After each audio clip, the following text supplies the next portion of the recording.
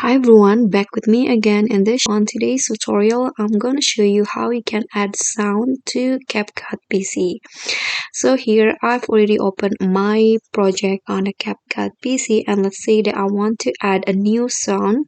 So first you need to go to the media tab and then go to local. Then you'll find there's an import options right here. So if you want to add new media like sound, video, photos, or other, just click on import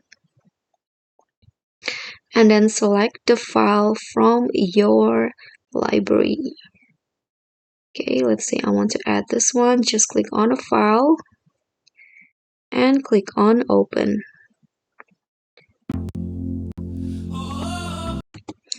Okay, so here the file has been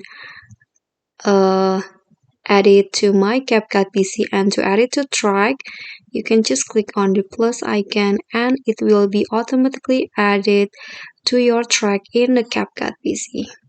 Okay guys, so that's all for me. If you like this video, don't forget to click thanks, like this video, comment, subscribe, and also click on the thanks below.